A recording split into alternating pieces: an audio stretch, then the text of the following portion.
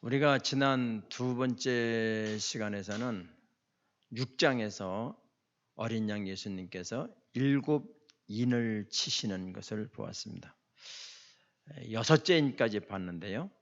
한 인을 뗄 적마다 창세 이후로 지금까지 보지 못한 환난이 많다. 그렇게 했죠. 전쟁으로, 기근으로, 천재지변으로 이런 일들이 벌어진다.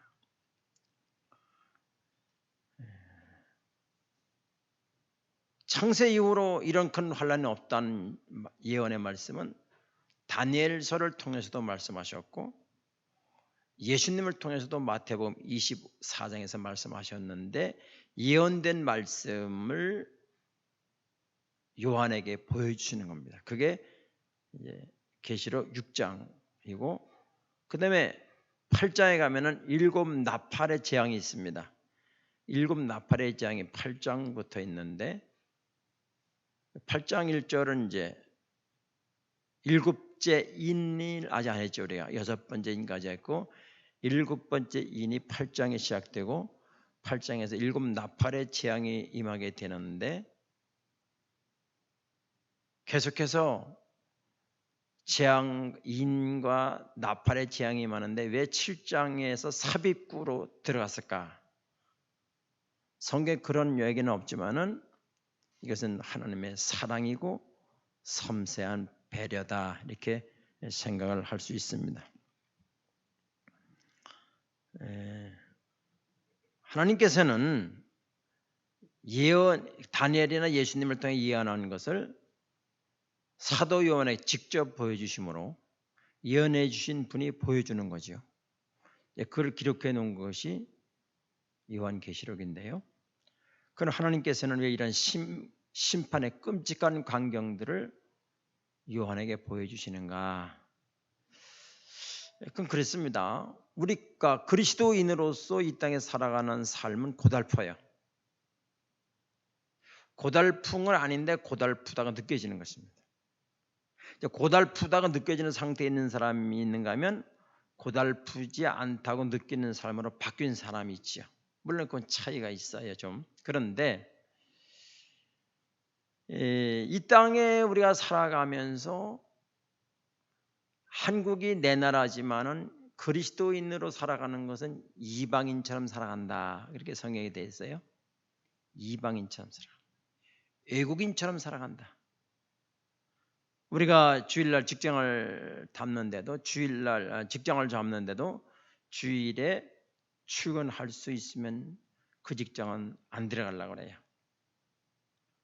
주일날 직장 쉬는 데를 들어가려고. 그만큼 또 선택의 폭이 좁지요. 그리고 더 나아가서 우리가 각 그 회사에서 무슨 회식을 한다든가 그럴 때는 참 힘들어요. 왜? 외국인이니까. 또 우리가 그리스도인이라는 이름 때문에 참아야 되고 할 말도 못해야 되고 억울함도 당해야 되고 그런 어려움이 있죠.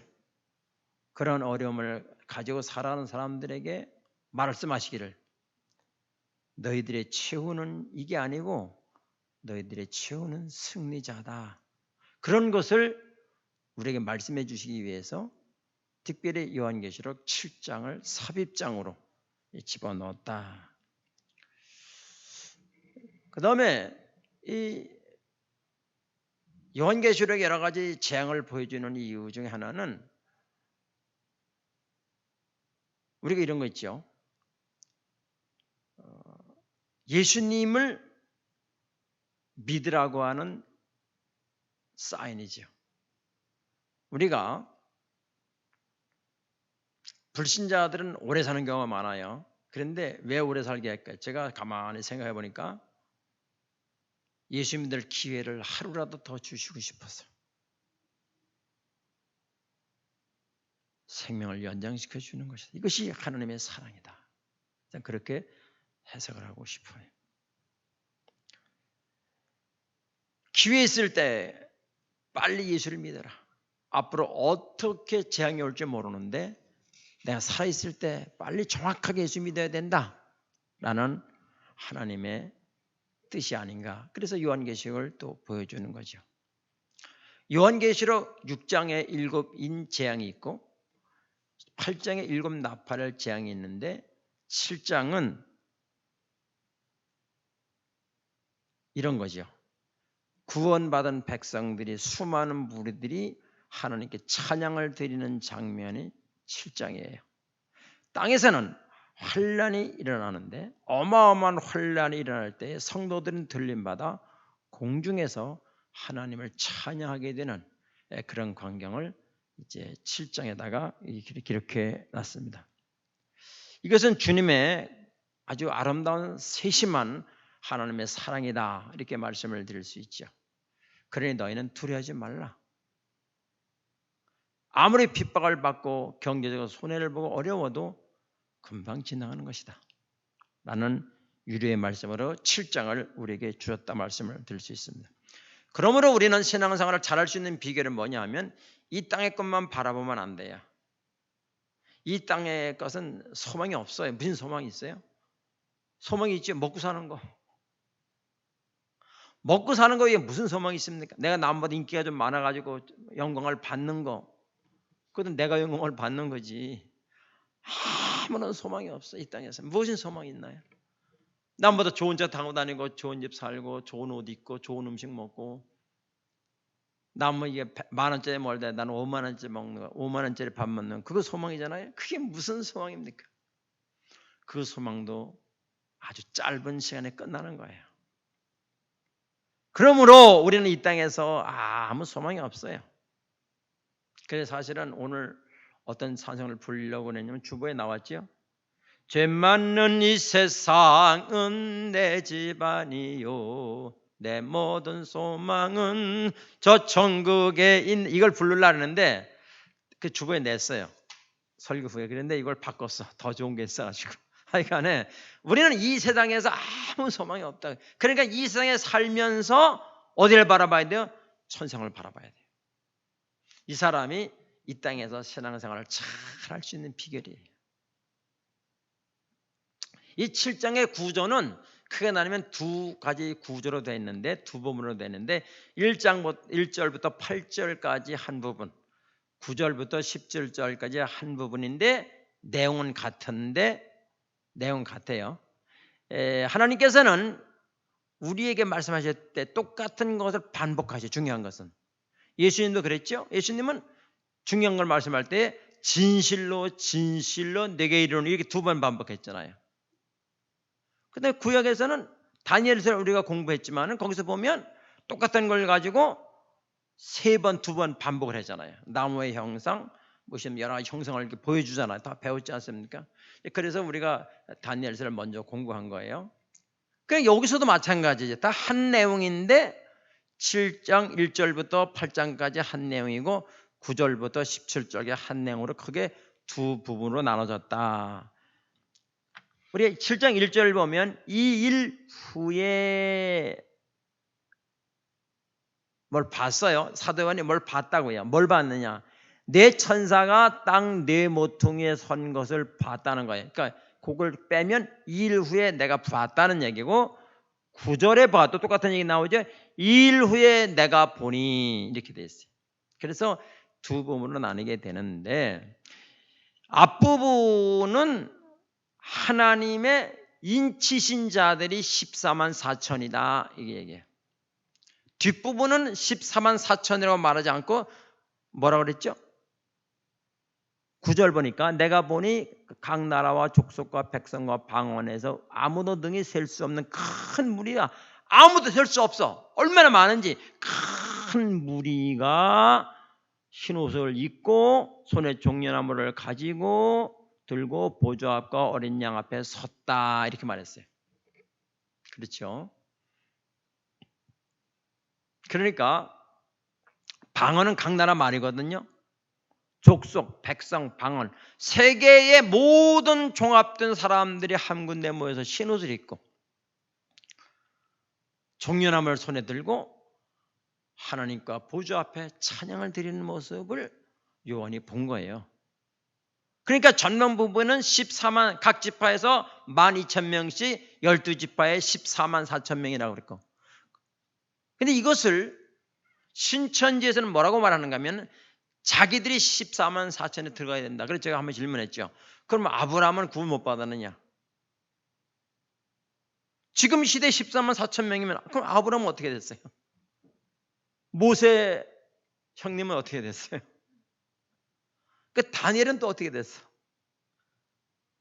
예수님의 12제자는 어떻게 됐어? 그거 안 들어가요. 14만 4천 12제자 안 들어갑니다. 그 12제자는 어떻게 됐어요? 또 초대교회 수많은 성도가 있잖아요. 어떻게 됐어? 중요한 건 바울도 구원 못 받았어. 왜요? 14만 4천에 바울이 안 들어갔잖아요. 여기 있는 자기네가 14만 4천이라고요. 이런 말도 안 되는 소리를 지켜려도 넘어간다니까요. 그게 악령의 역사입니다. 뭐 다른 건 다 볼 거 없어요. 뭐 이만희가 어떤 그 생각 14만 4천에 모세도 못 들어간다니까. 사도 바울도 못 들어간다고요. 그럼 뭐예요 그게?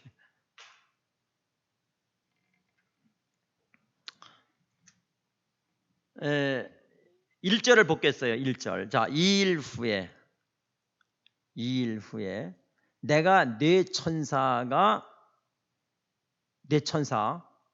땅 네 모퉁이에 선 것을 봤어요. 네 천사가 네 모퉁이에 섰다. 이 말은 뭐예요? 사방에 섰다. 이 말.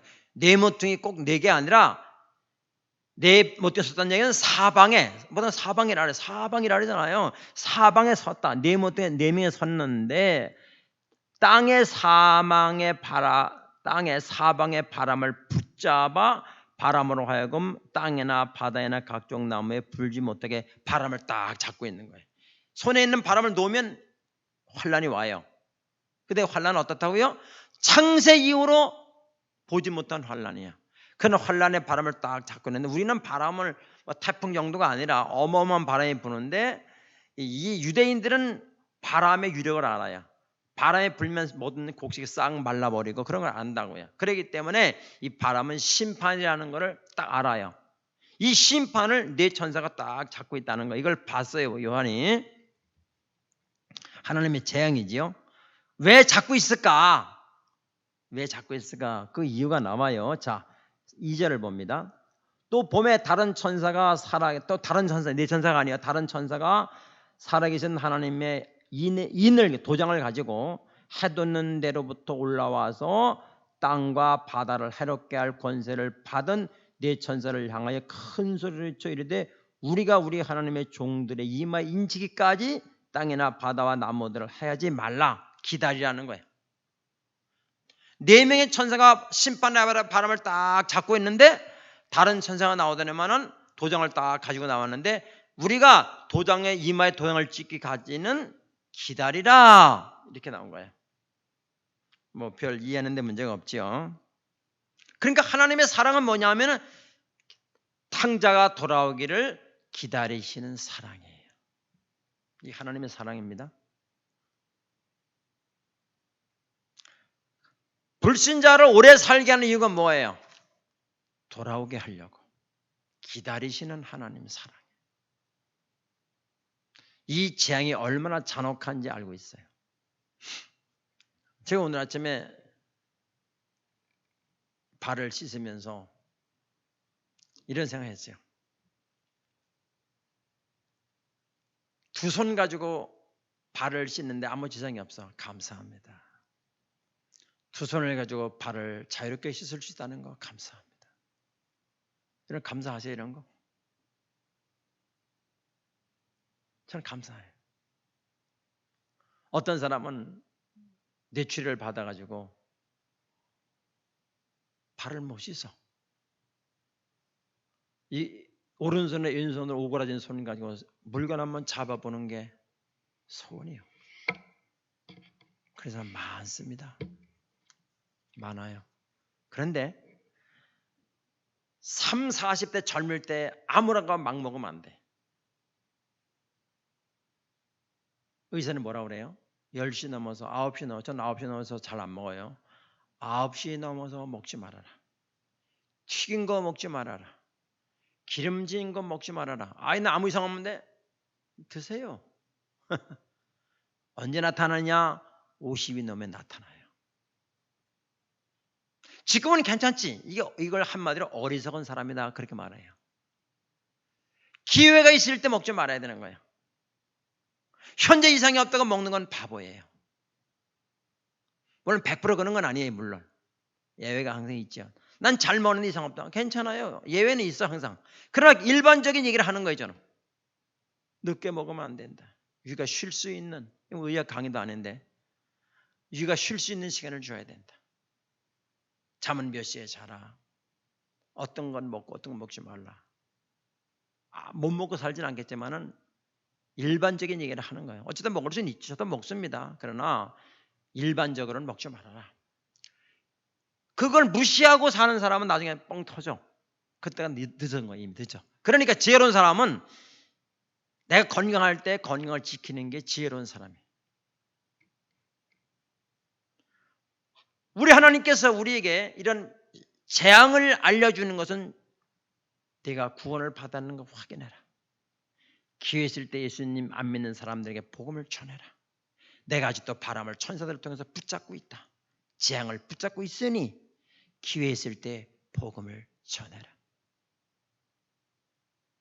우리 아이들에게 먹을 건 많이 주고 잘난다고 말 몇 마디 더 한다고 점수 다른 사람은 5점 10점 더 받은 게 승리가 아니에요.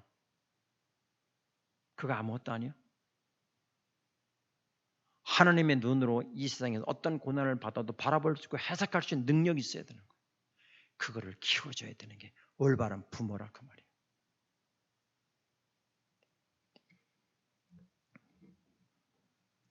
여기서 보니까 인을 가지고 해놓은 대로 올라와서 자 천생 인을 가졌다. 인을 가졌어. 도장이라면 도장이 뭐예요? 우리 주원영 집사님이 성균관 대학을 나왔는데 성균관 대학 도서관에 뭐라고 돼 있죠? 성균관 대학 도서라고 딱 찍혀 파란 그 스탬프로 찍어 책만 다 찍어 있어요. 그거 소유요. 소유. 우리가 등기를 할 때 도장을 딱 찍어요. 내가 도장을 찍어야 내 거가 되는 거예요. 도장은 소유권을 소유권. 그러면 다른 천사가 올라와 가지고서 자기 백성의 인을 친다는 거예요.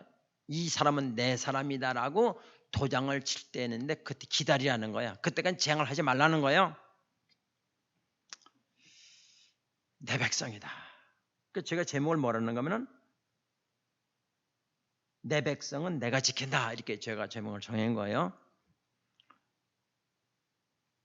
도장했다. 근데 이제 마지막 날에가 뭐 되면 여기다가 짐승의 표를 준대. 이마에 짐승의 표를. 하나님 뭐를 줬어요? 하나님 인을 쳤어. 근데 사단은 자기 거라고 인을 쳐. 그거 받으면 안 되는 거라. 그게 666이라는데 지금 어떤 카드 그런 건 있니? 그건 하는 얘기고 환란 때 된다 그 말이에요. 여기서 또 14만 4천에 나오죠. 자 여기 보니까 4절 보니까 내가 인침을 받은 자의 수를 들으니 이스라엘 자손과 각 지파 중에서 인침을 받은 자들이 몇 명이요? 14만 4천이니 유다 지파 중에 인침을 받은 자가 12,000명이요 르우벤 지파 중에 인친자가 12,000명, 갓 지파 중에 12,000 쭉 해서 아셀, 납달리, 므낫세, 시므온, 레위, 이사갈, 스불론, 요셉 지파 중에 12,000명 합치니까 몇 명이요? 베냐민 지파까지 합치니까 14만 4천이다. 구약의 12지파에 그럼 12,000명만 구원 받았을까요? 어떻게 똑같이 이렇게 받았겠어? 이게 상징적인 숫자라 그 말이에요. 그 다음에 예수님이 12제자잖아요. 12제자. 그래서 곱하니까 얼마예요? 144인데 곱하기 1000을 해서 14만 4천이 됐다 그 말씀드렸죠. 지금은 60년대는 100만 장자, 부자의 상징은 100만 장자야. 그 다음에 지금은 억만 장자야. 요즘도 바꿔야 될 것 같아. 집 하나에 10억이 있는 무슨 억만 장자야 그게. 그러니까 앞으로는 조만이라 억만 조만 장자해야 되나 조만 장자 그래 될 것 같아요. 어떻게 될지 몰라도 이거는 상징적인 숫자다 그 말이야. 그러니까 14 곱하기 14에 144 곱하기 1000 하니까 14만 4천이다. 그런데 이것을 분명히 뒷받침하는 거가 9절에 나와 있죠. 2일 후에 내가 보니 각 나라와 족속과 백성과 방언이 아무도 능히 셀 수 없는 큰 무리가 나와.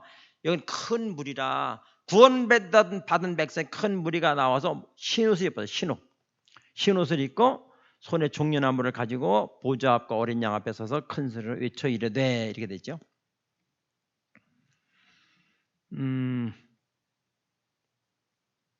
뭐라고 외치냐면 이렇게 했죠. 구원하심이 누구에게 있다는 거야? 보좌에 앉으신 어린 양, 우리 하나님과 어린 양이 있다. 구원을 베푸시는 주권자가 누구예요? 어린 양이라는 거예요. 나한테 구원이 주체가 있는 게 아니고 하나님과 어린 양에게 구원의 주체가 있다는 것을 찬송을 하는 거예요. 누가? 수많은 무리가 흰옷을 입고 종려나무를 손에 가지고 하나님을 찬양한, 우리에게 구원 주심을 감사합니다, 그분을 찬양하는 무리라 그 말이에요. 그 찬양은 큰 소리를 해야 돼. 찬양은 신앙 고백으로 부르는 거니까 찬양은 속으로 우물우물하면 안 돼. 그건 찬양이 노래예요, 노래. 찬양은요, 그 가사를 생각하면 흥분이 되잖아. 큰 소리를 하라고 하는 게 아니라 너무 감격이니까 큰 소리를 하는 거예요. 그 사람의 신앙상태를 찬송하는 거 보면 알아. 이게 진짜 찬양인지 그냥 입만 중얼중얼 입만 뻥긋뻥긋 하는 거지 마스크 썼으니까 몰라. 자, 근데 그러니까 이제 그 찬송을 하니까 뭐라고 그래? 10절에 그 소리를 듣고 있는데 모든 천사가 보좌와 장로들과 네 생물 주위에 서 있다가, 천사와 보좌와 장로들과 네 생물이 주위에 서 있다가 보좌 앞에 엎드려 얼굴을 대고 하나님께 경배를 또 하는 거야. 그 처음에 성도들이 찬양하고 그다음에 천사가 찬양하고 보좌와 장로들과 네 생물 전부 다 그 앞에 엎드려, 하나님 앞에 엎드려서 얼굴을 땅에 대고 엎드려서 경배하는데 내용은 뭐냐? 간단해요. 아멘, 찬송, 영광, 지혜, 감사, 존귀, 권능, 힘이 우리 하나님께 세세토록 있을지어다. 아멘. 그게 내게가 아니고 하나님께로부터 온 것이다. 모든 존귀와 감사와 영광과 힘과 지혜와 모든 것이 누구로부터 왔다? 하나님께로부터 왔음을 고백하는 거예요. 그러면 누구든지 예수님을 제대로 믿게 되면 바뀌는 거예요. 생각이 바뀌어. 제가 민수기서를 수요일마다 강의하거든요. 근데 여러분 수요일날 나오셔요. 좋은 말 할 때 나오셔. 거기에 민수기서를 하는데 지난번에 무슨 얘기를 했냐면은 애굽에서 나온 사람들의 20세 이상 군대 나갈 만한 사람을 세어보니까 60만 3,550명이야. 근데 그 사람들은 광야에서 다 죽어요. 그리고 여호수아 갈렙만 살아서 가나안 땅에 들어가고 나머지는 누구냐? 광야에서 태어난 사람이 광야에 들어가는데, 가나안 땅에 들어가는데 18,000명 정도가 좀 나온 사람보다 줄어들었어. 하여튼 간에 제가 이 설교를 하면서 무슨 말 하는가 하면은 세대 교체가 돼야 된다 이 말 했어요. 무슨 말이에요? 애굽의 생각을 가진 내 사고방식이 죽어야 돼. 내 생각의 세대 교체가 있어야 된다. 그리고 주님으로 새 옷을 입어야 된다. 주님으로 새 옷을 입어야 돼요. 그래야 달라. 옛사람을 벗어버리고 의와 진리로 새 사람을 입으라 그랬어요. 우리의 생각이 바뀌어야 돼. 이런 계기가 한 번은 있어야 된다. 한 번 있어요. 이게 순간적으로 될 수도 있고 나도 모르는 사이에 바뀔 수도 있는데 결론은 뭐냐면 주님이 이 세상의 최고입니다. 이런 고백이 한 번 있어야 된다는 거예요. 모든 것보다 그 무엇보다 주님 바꿀 수 없습니다. 주님이 나의 생명이고 주님이 나의 길입니다라는 고백이 한 번 있어야 된다는 거예요. 그게 뭐냐? 하나님 인을 치는 순간이야. 너는 내 것이다. 인을 치는 순간이고 또 그 시간이 뭐냐 하면은 멸망의 책에서 사망록에서 생명록으로 바뀌어지는 순간이다. 이렇게 말씀을 드릴 수 있어요. 그 다음에 우리가 신앙을 뒤죽박죽할 수 있죠. 뭐 죄도 질 수 있어요. 그러나 그건 그 다음의 문제고, 누구든지 아기를 낳을 때 한 번의 고통은 있어야 애가 나온다. 그 이후로는 다른 문제예요. 일단은 우리가 한 번은 그런 스무스한 나도 모르게 되든지 갑작스레 오든지 간에 결론은 주님이 나의 구원자다. 주님이 나의 길이다. 주님이 나의 소망이다. 라는 고백이 한 번은 정확하게 있어야 된다 그 말이에요. 이게 없는 사람은 모든 걸 중단할 수는 없지만 하여튼 그런 고백이 되도록 기도하고 사모해야 돼요.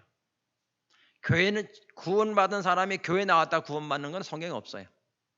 인을 받아야 되는 거예요. 너는 내 것이다. 인을 받아야 그 다음부터 주님의 자녀가 되는 거예요. 이런 사람들은 환난에 들어가지를 않는다. 이런 사람들을 향해서 오늘 이런 사람이 뭐라 하나님께 찬양을 드리는 거예요. 그걸 본 천사와 장로와 보좌 또 찬양을 드리는 거예요. 근데 찬양의 내용이 아멘, 영광, 지혜, 감사, 존귀, 권능, 힘이 우리 하나님께 있습니다. 이게 세대겠죠. 생각의 교체. 그전에 내가 주도권을 갖고 있었어. 내가 뭐든지 했어. 내가 잘 살려고 사업을 했어. 이제는 바뀌어야 돼. 어떻게? 주님 때문에 내가 사업을 하는 거예요. 주님 때문에 이 직장을 다니는 거예요. 주님 때문에 돈을 버는 거예요. 주님 때문에 건강관리를 하는 거예요. 바뀌어야 돼요. 주어가 바뀌어야 된다고요. 이걸 생각의 세대 교체라 할 수 있어요. 옛 생각은 죽어버려야 돼요. 새로운 생각으로 싹 터야 되고 그 생각으로 점점 예수님까지 자라가야 된다라는 것이 에베소서 4장에 있는 말씀이 아니겠습니까? 그 다음에요. 그러니까 또 13절에 장로 중 하나가 응답하여 나에게 이르되, 나는 요한을 말하겠죠. 이 흰옷 입은 자들이 누구며 어디서 왔느냐? 그 찬양하는 걸 보더니만 장로가 뚱뚱 앉아있지. 몰라서 물어요. 이 흰옷 입은 자들이 누구며 어디서 왔냐 물어요. 그러니까 요한이 뭐라고 그래? 14절에 내가 말하기를 내 주여 당신이 아시나이다. 그가 나에게 이르되 이는 당신은 알지 않습니까? 이는 큰 환난에서 나오는 자들인데 어린 양과 피에 그 옷을 씻어 희게 하였느니라. 다 알잖아요. 그러니까 이건 대답하기 위해 질문의 형식을 던진 거죠. 수업에 이제 공부할 때 그런 거 있잖아. 다 알지만은 그 대답을 듣기 위해서 이건 어떻게 하는 거지 묻자. 그런 형식이란 말이에요. 그래서 뭐라고 그랬어요? 환난에서 나오는 자들인데 어린 양의 피로 옷을 씻어 희게 한 자들이다. 어린 양의 피로 씻어 깨끗하게 된 사람들이 이 사람들이다 그 말이에요. 여러분 아담과 하와가 범죄했잖아요. 그래서 뭐를 입혀요? 하나님이 양을 잡아가지고 양 가죽으로 옷을 덮어요. 치마를 해주잖아요. 옷을 덮어주잖아요. 그러니까 죄를 짐으로 범죄한 인간의 수치를 어린 양의 피로 덮어주는 거예요. 그러니까 우리는 어떤 의인인가 하면 죄를 안 진 의인이 아니라 죄를 가리움을 받은 의인이다. 그 말이에요. 내가 수많은 죄를 졌어. 오늘 또 죄를 지을 거예요. 그러나 하나님께서 덮어주시는 의인이다. 그러므로 구원받는 믿음은 크고 작은 믿음이 없어요. 그러나 능력을 행하는 믿음은 작고 큰 믿음이 있지요. 그러나 누구나 다 어떤 죄를 지었든지 덮어주면 되는 거죠. 누구만큼 덮어주면 누구만큼 수치가 올라가느냐? 주님만큼. 왜? 주님이 덮어줬으니까 주님만큼 온전한 사람이 되는 것을 믿으시기 바랍니다. 그래서 우리는 다 성도라, 거룩한 사람이다. 성도라 그렇게 말하는 거예요. 천주교에서는 뭐 성인식이 우리 다 성도예요. 그렇죠? 성도나 성인이나 성인은 개인을 말하고 성도는 무리를 말하는 거 아니겠어요? 자, 그러니까 지금 밑에서는 막 엄청난 어마어마한 혼란이 일어나는데 예수 믿는 인침 받은 사람은 올라가서 하나님께 찬양과 영광을 돌려. 그렇게 볼 때에 구원받은 사람의 특징은 예배드리는 게 즐거운 거예요. 부담스럽지 않아. 여러분 예배가 부담스럽나요? 예배는 기쁘고 즐거운 거예요. 물론 저는 구원받고 나서 미안합니다. 예배 때 거의 지각한 적은 없어요. 왜? 하나님께 예배드리는 시간이니까. 그치가 지각하지 말라는 거예요. 즐거운 시간이잖아요. 이거보다 즐거운 시간이 어디 있어요? 물론 어떨 때 안 그럴 때도 있지. 그러나 그거는 어떨 때 그런 거고 거의 대부분은 하나님께 예배를 드리는 시간이 즐거운 것이고 찬양을 드리는 시간이 즐거운 시간. 그런데 어디 놀러 가도 아무런 감각이 없어. 이게 구원의 의심을 해봐야 돼. 내가 어떤 사상 때문에 교회 만나면 널 부담스럽고 그 예배드려 이런 마음이 있잖아요. 근데 아무 그게 없어. 자, 우리는 그리스도인이라는 이름을 가지고 이 땅에서 살면서 힘들게 살아가요. 그때 어딜 바라봐야 되느냐? 땅을 바라보면 답이 없어요. 주님을 바라보시기 바랍니다. 이건 뭐라고 그랬어요? 15절에 보니까 그러므로 그들이 하나님의 보좌 앞에 있고 또 그의 성전에서 밤낮 하나님을 섬김에 보좌에 앉으시니가 그 위에 뭐를 덮었다?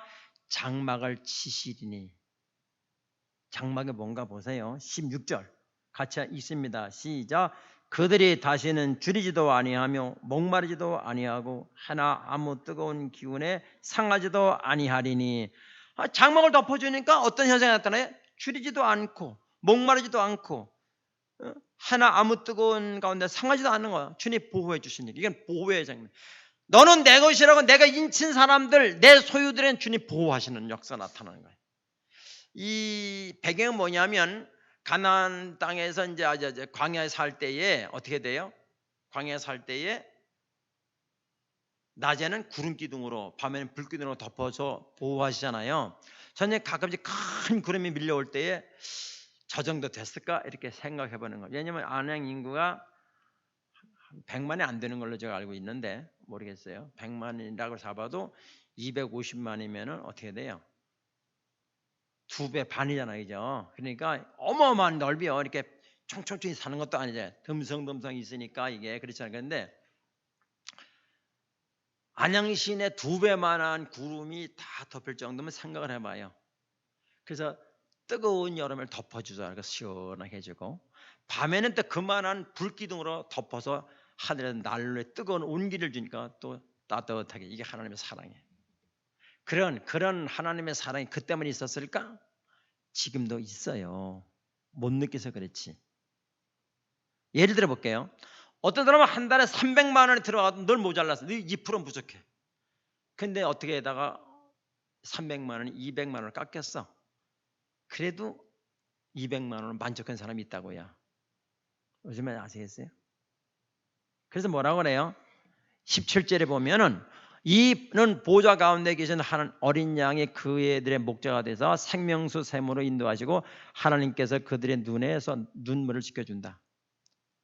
주님 목자가 되니까 생명수 샘으로 인도해서 목마른 게 없어. 사도 바울 같은 경우에는 감옥에 가도 감사하고 감옥도 하나님 품이요 이 땅에 나와도 하나님의 품이요 아파도 주님의 섭리 아래 있고 건강해도 주님의 섭리 아래 있으니 주님을 찬양하는 거죠. 주님이 덮어주니까 부족함이 없다 그 말이에요. 우린 돈의 액수에 따라 부족함이 있고 없는 게 아니요. 나의 목자가 되신 주님께서 내 인생의 그늘을 덮어주면 없는 것도 있게 하시고 있는 것도 없게 하시고 하나님 필요 때만 적절하게 따뜻한 것과 시원한 것으로 해주신다 그 말이에요. 우리가 이거를 경험하면요 주님만 찬양하게 돼요. 부족함이 사라져요. 빈에 처할 줄도 알고 부에 처할 줄도 알아요. 환난에 처할 줄도 알아요. 이 모든 일체의 비결을 배우게 되는 것입니다. 이 주님을 만나시기를 축복합니다. 이 주님을 만나야 돼요. 이 주님을 만나면 모든 것이 감사해요. 그런데 교회 예수 믿는다고 하면서도 늘 부족한 게 많아. 늘 불만이 많고 부족한 게 많아. 이것은 주님의 그늘을 몰라서 덮어주는데 못 느껴서 그렇다니까.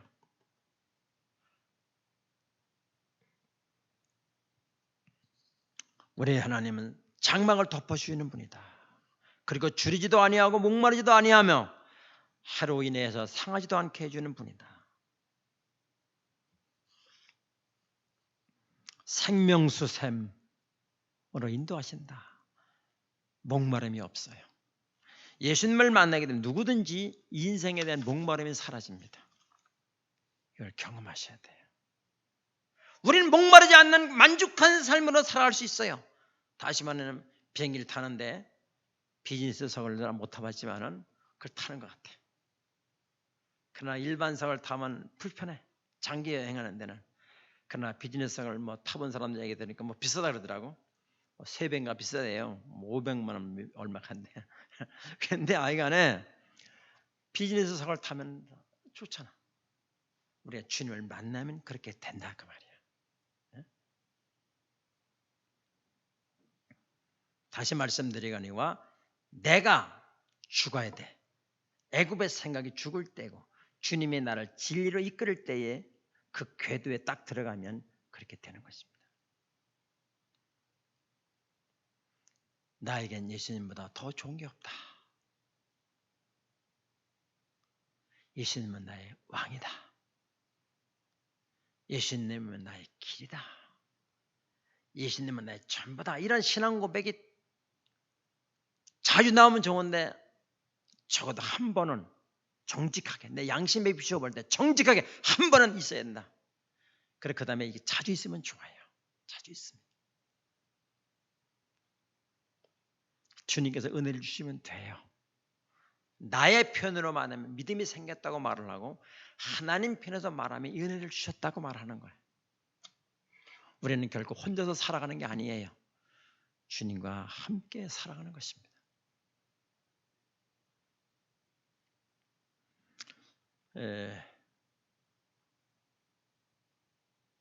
한 가지 말씀드리고 싶은 것은 우리 구원의 단계에만 머무르지 마시고 한 단계 올라가서 그 주님이 나를 위해 희생했으니까 나도 주님을 위해서 충성해야 되는데 다시 말씀드리거니와 코로나 때문에 전도라고 하는 생각을 다 놓고 사는데 연말까지 그동안 교회 나오다 못 나오던 사람들 내가 전도하는 대상자들을 무릎을 꿇고 그래서라도 돈을 주고 사서라도 주님 앞에 데리고 나와야 돼.